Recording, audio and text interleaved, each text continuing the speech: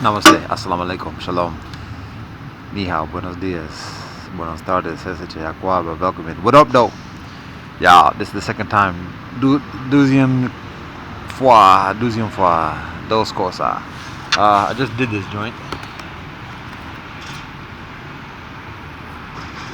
and it looked like it took, but then it took away. So according to the estimations, I got about 20 minutes to do this joint, at least. However, the fluctuations in the storage joint, I check the memory at 1 minute, no, literally 1 second, it's at 500 MBs, and then I check it the next second, it's like at 400 MBs. Fluctuation. So that's the nature. Here we go. Basically what I'm saying is following up on the part numero uno, which is this, giving a further explanation of like what goes into like sharing the stuff that I share, and as it pertains to scriptural reasoning, but spiritual diplomacy in general, and further. So the explanation goes back from 20 years ago. I've said before that when I'm in law school, I ain't the best student. I don't read that much because I don't agree with the law, and it's not a matter of you don't agree with the law. The law is heinous. So I didn't study that much, and it gets one to questioning how legit one is as a student. Not reading, not doing assignments, and this, that, and the other. And so after I graduate, I seriously studied, and I delve into Torah, Bhagavad Gita, Digha Nikaya, Dhammapada, Gospels, Quran, Tao Te Ching, and I read those front to back, on a daily basis, religiously, and I basically for many years I live as a hermit in a cave, just studying and writing and studying and sharing.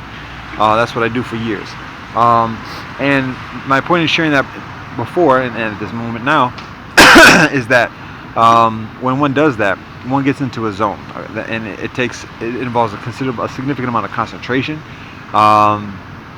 and after one does the studying for a while, actually one is obligated to share, to teach, to give the product, the results, the fruits of those studies, which is the understanding, and for others to study and understand. And so after a number of years of doing this, I start to put some writings together. And when I do that, I could sit down for like an hour and literally write 10, 20 pages, like a book within a day, of my own writing, as much as people may want to partake of that. And then I would do scriptural reasoning, where I would have passages, and I would have a few pages of passages from different scriptures, and then write further pages about that, to the summation of hundreds of pages. And it didn't take much because I was in a zone.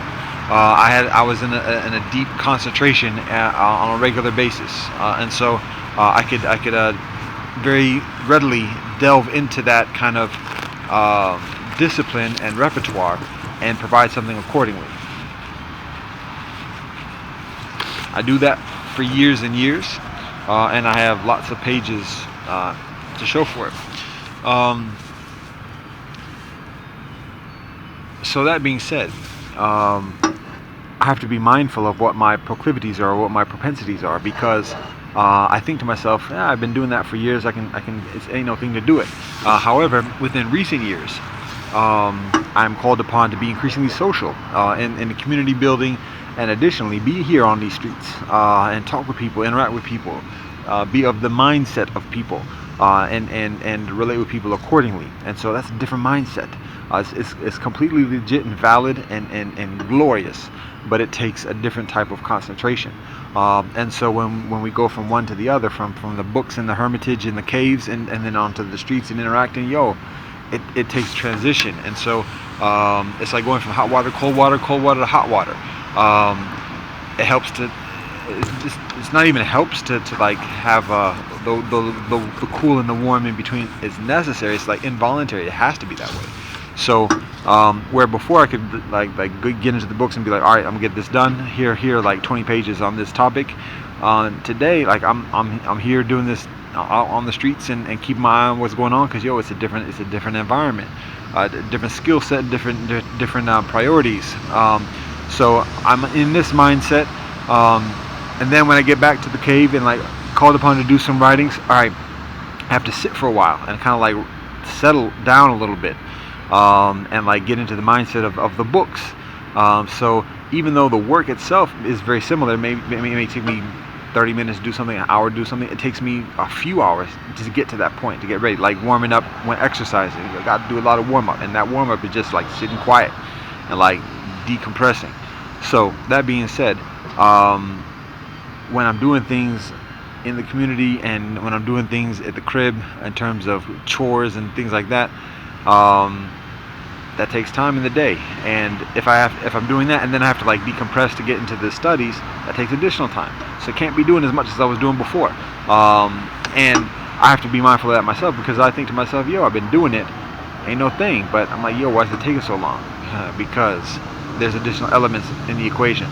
So that being said, I have to be increasingly mindful, modest in the expectations of myself, and modest in the expectations of others upon me for sharing what I share. So that was that. Oh, the other thing also is that I have a very rather unique and valuable skill set, if I do say so myself. I say that with modesty and humility. It's just certain matters of fact. I I practice the teachings within Torah, Bhagavad Gita, Digha Nikaya, Dhammapada, Gospels, Quran, Tao Te Ching. Now, my knowledge of this, particularly my knowledge of the details, is modest compared to many learned scholars. There are millions of people who are way deeper entrenched within any one of these traditions and any one of these scriptures, and who know details and incitations, this, that, and that, inside and out, to a much further capacity and proficiency than I do. Doesn't necessarily mean that the understanding is higher or better, but the details particularly, I'm very modest with the details. That being said, one of the things I do have a proficiency is comparative religion, and knowing what's said and what's taught, what's practiced, what's believed, what's important within many different traditions, the ones I mentioned, and also additional traditions.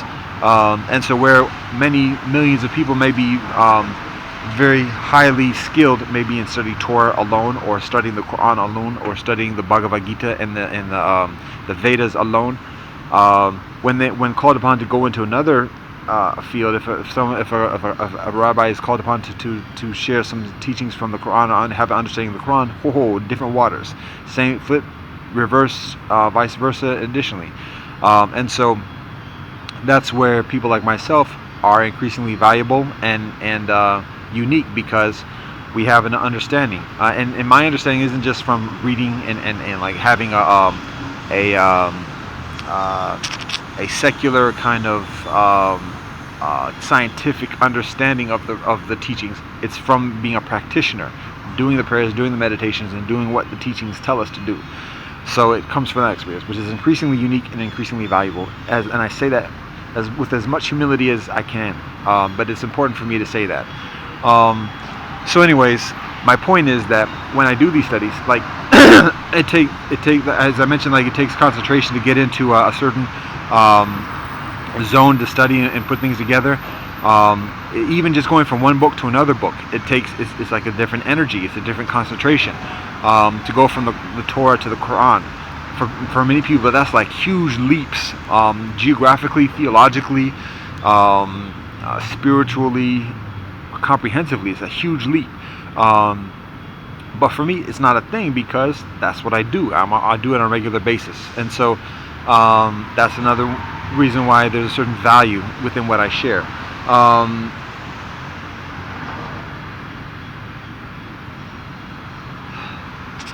There's something else with that.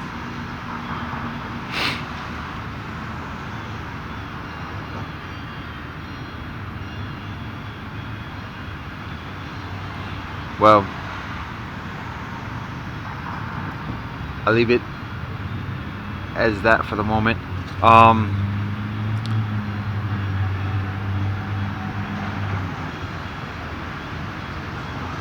So when I'm called upon to do a treatise, a scriptural reasoning treatise, and do a studies from these different traditions, and I think to myself, well, I've been doing this for years. I have an idea how much it takes. It's a different situation these days, and so even just in putting this joint together, of just one page summation of the different teachings from Tobadi Goka Dao regarding Mélangé and mixed marriage. A whole lot goes into just putting this into a one-page summation, and so that's what I was doing in my previous recording of this second part, was showing that work, as my geometry teacher from 9th grade teaches me. Show your work, show your work. So let's see how fast I can do it today, or at this moment, on this take, and if it actually sticks. All right. So I think this is where it began. Now the idea for this joint is to put together something that's available for youth as an introduction to what religious traditions and the Holy Scriptures teach regarding mixed marriages and the Mélangé, our Mélangé experience. So the idea is having something comparatively concise, accessible, readable, presentable, and not intimidating. Something that's like doable. So the first thing I do, effectively, one of the first things I do is write like an organized brainstorm of the teachings from each of the traditions. Each column is the different tradition, what the basic fors and against are, what the teachings are for, and what the teachings are against for each of the traditions: Israeli tradition, Hindu tradition, Buddhist tradition, Christian tradition, Islamic tradition, and Tao Te Ching, Chinese tradition.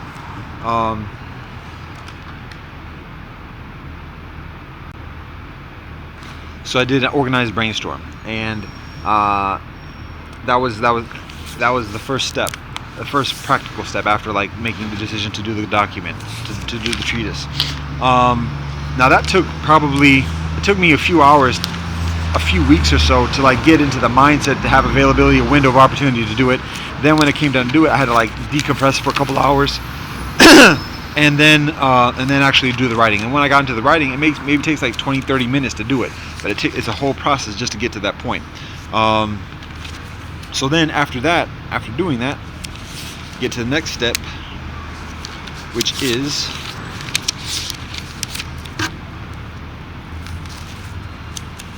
I had this already prepared the first time, but this time I got to wing it. All right. So after that, I rewrote the notes, increasingly neater, and each column is dedicated to a specific religion. The first notes were actually, there was one occasion of two traditions being in the same column, but in this section, I do a column for each tradition, and you can see the citations, but that's not the first thing I did. First, I just wrote I organized it again better, further into a sequence, and then that was just conceptually, without the citations, because my citation skills, my pinpoint citation skills are very modest. I know the general area of what I'm looking for in terms of where the teachings are, what it says, and where it is in the different scriptures. But in terms of the specific citations, it's my skills are comparatively modest in that sense. Right? If you're going to FedEx, I think it's the side door is open. This one's closed. I think so, yeah. But the entrance is on the side of the building. This door is locked. So where's the? It's on the what's that? The west side? Yes, it's just yeah. It's there though. You're welcome. So I just wrote the concepts and the teachings, and then after doing that, then I go back and then I kind of draw and put in those notes of where the citations are, and you can see there are a lot of citations, and so the interest is in being thorough, and I had to look up all the citations, and so that's what I did.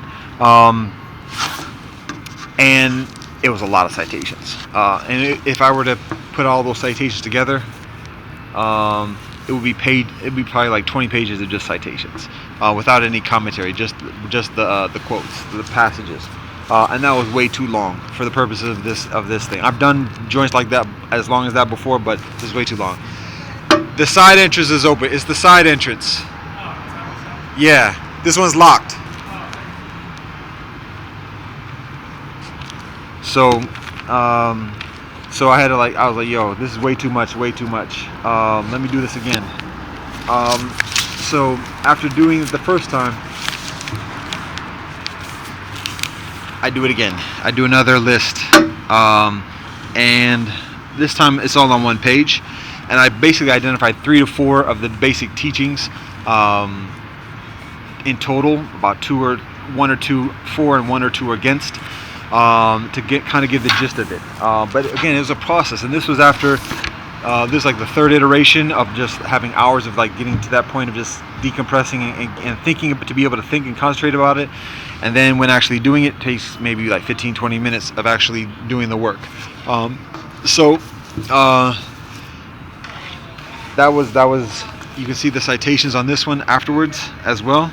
And so that's increasingly accessible. And then that's what I do. And so that's done. I've put together those citations. I've compiled those citations, and I'm being mindful of the moments now. I've compiled those citations. Now, usually in recent years, what I do is I include the authentic, the original language, and then I also include transliteration when I share the citations, to strengthen the legitimacy, the authenticity of the treatise and the commentary. But on this case, particularly because of the interest of it being increasingly accessible, I just stick with the English translations.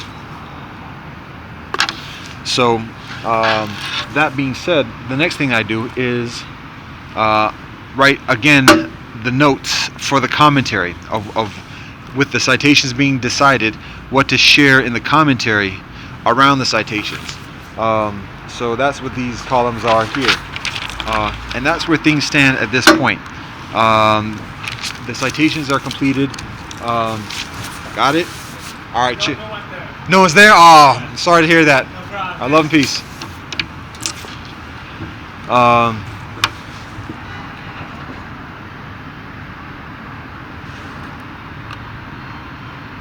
Fruit flies in the winter. All right. So that's where things stand. Danger zone.